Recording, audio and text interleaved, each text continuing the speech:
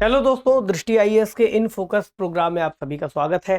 पिछले कुछ समय से नासा या फिर जो अंतरिक्ष विज्ञानी है, खगोल विज्ञानी है, वो अलग अलग समय पर अलग अलग अंतरिक्ष की जो चीज़ें हैं उनको खोज रहे हैं। अंतरिक्ष में किस तरह के अन्य ग्रह मौजूद हो सकते हैं, आकाशगंगाएं हो सकती हैं, एस्टेरॉइड्स हो सकते हैं। और इसी कड़ी में उन्होंने कुछ नए एस्टेरॉइड्स का पता लगाया है जो पृथ्वी के काफ़ी नज़दीक है और उनसे संभावित रूप से पृथ्वी को खतरा भी हो सकता है। तो आज के इस डिस्कशन में हम इस पर बात करेंगे। और ये जो एस्टेरॉइड है, इन्हें प्लैनेट किलर एस्टेरॉइड कहा गया है। एक शब्द है जिसके बारे में हम जानेंगे। इसके अलावा इस पूरी परिघटना में कुछ और शब्दों पर चर्चा होगी जिसके बारे में परीक्षा में कोई सवाल पूछा जा सकता है, इसलिए भी उनके बारे में समझना हमारे लिए बहुत जरूरी होगा। टॉपिक लिखा हुआ है, खगोलविदों ने खोजे प्लैनेट किलर एस्टेरॉइड। तो क्या होते हैं प्लैनेट किलर एस्टेरॉइड, इसके बारे में समझेंगे। और जो खबर आई है वो भी बताती है, astronomers spot planet killer asteroid, is it a threat to earth. क्या इससे पृथ्वी को कोई खतरा हो सकता है, इसके बारे में भी जो विशेषज्ञों की राय है वो हम जान लेंगे। लेकिन आगे बढ़ने से पहले एक खबर आपके साथ साझा कर ले।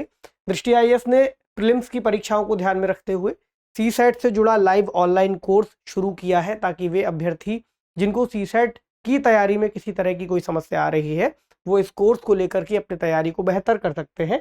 तो इसमें एडमिशन शुरू हो चुके हैं और आप दिए गए नंबर पर कॉल करके इससे जुड़ी जो भी जानकारी है वो ले सकते हैं। तो हम आगे बढ़ते हैं अपने डिस्कशन पे कि चर्चा में क्यों है। पॉइंट्स को देखते हुए स्थिति इनकी क्या है, कहाँ पर मौजूद है, कैसे इनको खोजा गया, खोजने के दौरान क्या क्या चुनौतियां आई। क्योंकि खोजा जा रहा है तो ऐसा तो नहीं है कि आज ही दूरबीन लेकर के बैठ गए हैं।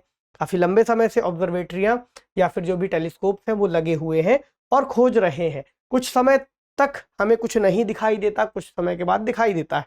ऐसा क्यों होता है, इस पर भी थोड़ी सी बात कर लेंगे कि अगर इसके पहले कभी देखा गया रहा होगा तो क्यों नहीं दिखाई दिया, विशेषता क्या है इनकी, पृथ्वी के लिए क्या कोई खतरा लेकर के आ सकते हैं, क्या चुनौती हो सकती है, इसको देखेंगे। एक निष्कर्ष देखेंगे और एक सवाल जो कि प्रीलिम्स के लेवल पर इससे सवाल अगर बनता है तो आप सॉल्व कर पाएंगे।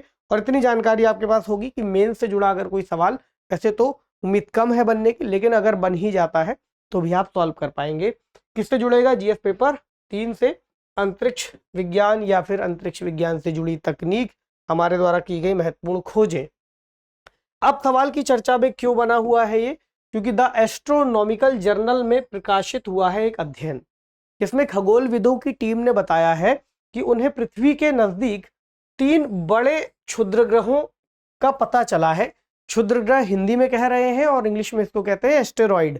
तो वे ग्रह या फिर वे पिंड जो अंतरिक्ष में चारों ओर घूम रहे हैं और ठोस हैं। इस बात को ध्यान रखिए, कोई भी क्षुद्र ग्रह या एस्टेरॉइड ठोस होता है और ग्रह के ही हम कह सकते हैं कि छोटे छोटे टुकड़े हैं या फिर अवशेष हैं जो टूट करके बिखरे हुए हैं, और जो हमारी पूरी आकाश गंगा है या फिर अंतरिक्ष में अलग अलग कोनों पर फैले हुए हैं। चूंकि हम अपने सौरमंडल के स्तर पर ही अभी खोजों को देख रहे हैं, तो ये फिर हमें पता चला है कि 3 बड़े ऐसे हैं जो पृथ्वी के नजदीक हैं।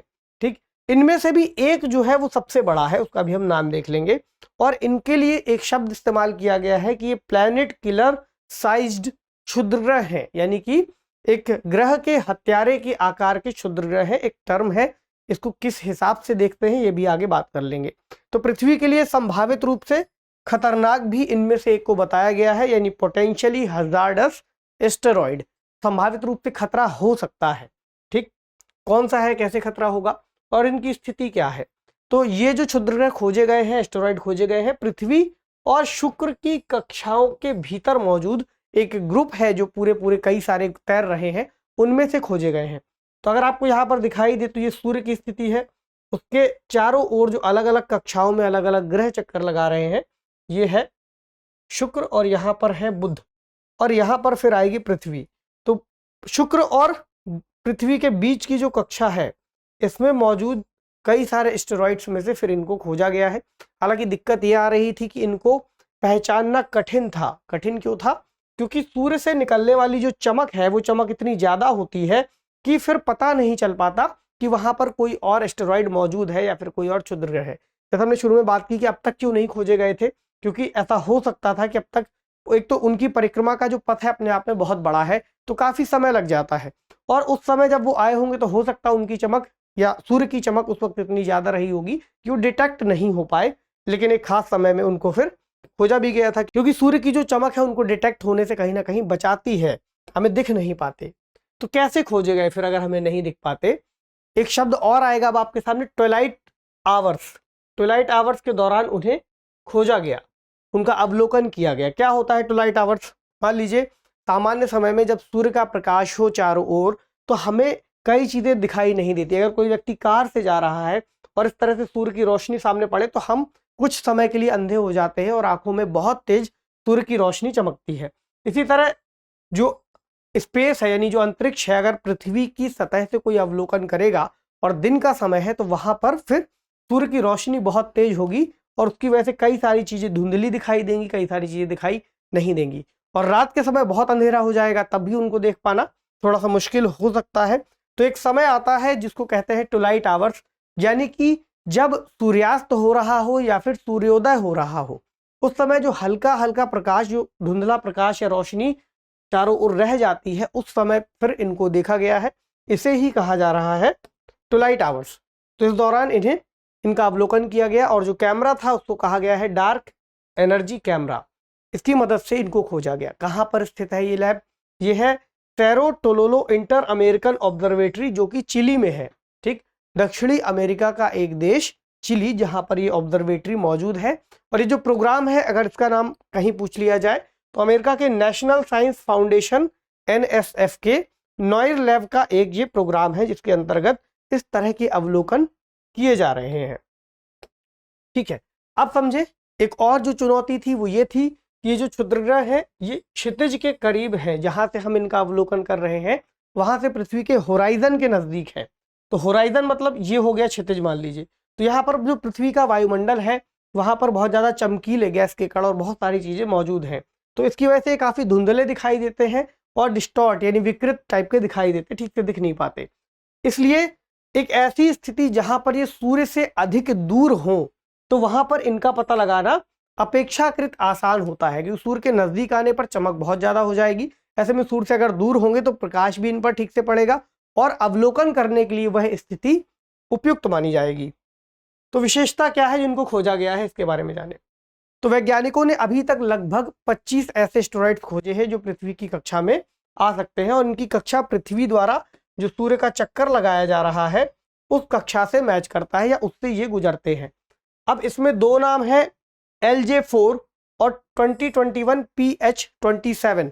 ये दो छोटे हैं और तीसरा वाला इससे बड़ा है, उन्हीं तीन की हम बात कर रहे हैं। तो ये दो बड़े नियर अर्थ क्षुद्रग्रह हैं और तुलनात्मक रूप से उससे छोटे हैं। इनका आकार लगभग 1 किलोमीटर या इससे कुछ अधिक हो सकता है और इन्हें कहा गया है प्लैनेट किलर्स। तो अब ये जो प्लैनेट किलर्स शब्द है, ऐसे एस्टेरॉइड जिनका आकार या जिनका व्यास 1 किलोमीटर से अधिक हो उनको फिर उनके लिए एक शब्द यूज किया जाता है प्लैनेट किलर्स।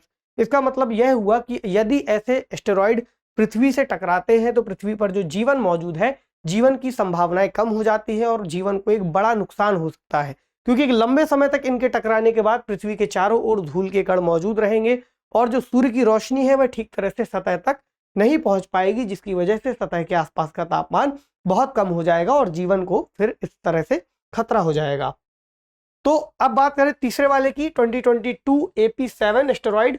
इसको नाम दिया गया है PHA का स्टेटस यानी पोटेंशियली हजार्डस एस्टेरॉइड। इसका जो आकार है लगभग 1.1 किलोमीटर से 2.3 किलोमीटर तक हो सकता है और 2014 के बाद से अब तक का यह खोजा गया सबसे बड़ा PHA है यानी पोटेंशियली हजार्डस एस्टेरॉइड। और इसके अलावा अब तक जितने भी एस्टेरॉइड पाए गए हैं लगभग अगर 5% सबसे बड़े की बात करें तो इसे उनमें शामिल किया जा सकता है। तो अगर पृथ्वी से संभावित रूप से किसी एक की टकराव की बात करें तो ये वह एस्टेरॉइड है जो पृथ्वी से टकरा सकता है, क्योंकि इसकी जो कक्षा है वह उसी पाथ को फॉलो करती है जहां पर पृथ्वी सूर्य का चारों ओर से चक्कर लगाती है। हालांकि ऐसा माना गया है कि अभी ये पृथ्वी से नहीं टकराएगा, क्योंकि लगभग 5 वर्ष का समय लगता है इसको एक परिक्रमा पूरी करने में। लेकिन आने वाले समय में ऐसी भी जानकारी मिली है कि ये अपना पाथ फिक्स यानी बदल सकता है और पाथ के बदलने की जो एक तरीका है वो पृथ्वी के उस पाथ से मैच कर सकता है। तो वर्तमान में अभी चूंकि हमारे पास क्षुद्रग्रहों के बारे में बहुत अधिक जानकारी नहीं है, ना ही उनकी उस ट्रेजेक्ट्री के बारे में जानकारी है कि वह किस मतलब किस तरह की परिक्रमा पाथ को फॉलो कर रहे हैं, और स्पष्ट रूप से हमें नहीं पता कि कितना समय किस तरह वो लेंगे या फिर किस समय तक वो अपनी जगह से हट भी सकते हैं, और इनकी संरचना किस तरह से है।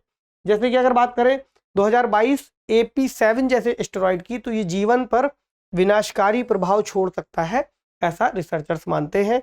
क्योंकि हमने कुछ समय पहले देखा था जब डायनासोर्स की विलुप्ति हुई थी, तब भी एक बड़ा एस्टेरॉइड ऐसी मान्यता है कि पृथ्वी पर टकराया रहा होगा, और जिसकी वजह से डायनासोर्स का पृथ्वी से अंत हो गया, यानी मास एक्सटिंक्शन इवेंट इससे घटित हो सकता है। इसके अलावा पृथ्वी के वातावरण में हमने जैसी चर्चा की कि कई समय तक, लंबे समय तक धूल के जो कण है वो मौजूद रह सकते हैं, जो जीवन को विलुप्ति की ओर ले जाएंगे। तो इसका पाथ अगर आप देखें तो मान लीजिए ये सूर्य है, ये पृथ्वी है, पृथ्वी इस तरह से चक्कर लगा रही है। फिर आप ये जो दूसरा वाला देखेंगे, इसको दूसरे कलर से ले लें, ये वाला पाथ, ये फिर इस एस्टेरॉइड का पाथ है। तो ये पृथ्वी के पाथ के पास से निकलता है, लेकिन अभी तक ऐसी स्थितियां नहीं है कि ये वहां पर टकराएगा, और आने वाले कई शताब्दियों के बाद ऐसा हो सकता है कि इसका पाथ फिर पृथ्वी के नजदीक आ जाए। क्योंकि एक समय ऐसा होता है जब यह इस पाथ पर होता है तब पृथ्वी सूर्य के दूसरी ओर होती है, और जब पृथ्वी इस तरफ होती है तब यह सूर्य के दूसरी ओर होता है। तो सामान्यतः इन स्थितियों में अभी के लिए ऐसा कोई खतरा नहीं है कि पृथ्वी पर जीवन नष्ट हो सकता हो।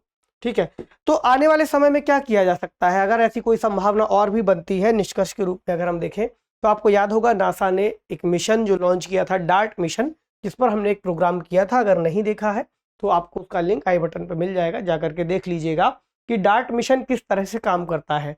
इसका नाम क्या है, डबल एस्टेरॉइड रीडायरेक्शन टेस्ट। ये एक समय जब इसको टेस्ट किया गया था तो नासा ने क्या किया, एक प्लेन को एक तरह से जाकर के एक एस्टेरॉइड से टकरा दिया, और इस बात के अब अवलोकन किए जाएंगे कि क्या वह जिस पाथ को फॉलो कर रहा है, मान लीजिए सूर्य यहाँ पर है और ये इस तरह से घूम रहा है चारों ओर, तो क्या इसमें कुछ विक्षेपण हुआ है, यानी क्या ये अपनी जगह से थोड़ा भी हटा है। अगर हट सकता है तो ये एक मिशन हो सकता है जो पृथ्वी पर इस तरह के किसी भी संभावित खतरे वाले एस्टेरॉइड को रोक सकता है। इसलिए इसको कहा गया है NASA first planetary defence mission. तो अभी चूंकि नासा ने ऐसा एक प्रयोग किया है, और उसके अवलोकन के बाद फिर पता चलेगा कि यह जो प्रयोग है कितना सफल रहा, और हो सकता है आने वाले समय में, चूंकि अभी कई शताब्दियों का समय बाकी है इस तरह के किसी भी खतरनाक ऑब्जेक्ट के पृथ्वी से टकराने में, जब तक कि कोई और नया नहीं दिख जाता तब तक फिर बहुत सारे और भी ऐसे प्रयोग कर लिए जाएंगे जो ऐसे किसी खतरे से जीवन को या मनुष्य जाति को या अन्य जीव जंतुओं को बचा सके। तो अब बढ़े प्रश्न की तरफ। प्रश्न है, निम्नलिखित कथनों पर विचार कीजिए। हाल ही में नासा ने 2022 AP7 नामक क्षुद्रग्रह की पहचान की है, जिसे पृथ्वी के लिए संभावित रूप से खतरनाक यानी PHA पोटेंशियली हजार्डस एस्टेरॉइड श्रेणी में रखा गया है। दूसरा स्टेटमेंट क्या कहता है, सूर्य के नजदीक स्थित क्षुद्रग्रहों का पता लगाना आसान होता है क्योंकि वे सूर्य की चमक से स्पष्ट दिखाई देते हैं। तो आपको बताना है कि इनमें से कौन सा कथन सही है। पता चलेगा कि आपने इस एपिसोड को कितना ध्यान से सुना है। ऑप्शन ए केवल एक, केवल दो, एक और दो, दोनों, ना तो एक और ना ही दो। तो कमेंट सेक्शन में आपको जल्दी से इस कठिन से दिखने वाले सवाल का जवाब देना है। उम्मीद है आज के टॉपिक में आपने कुछ सीखा होगा। आपसे मिलेंगे अगले सेशन में किसी अन्य महत्वपूर्ण विषय के साथ। तब तक पढ़ते रहिए, अपना खूब सारा ख्याल रखिए। शुक्रिया।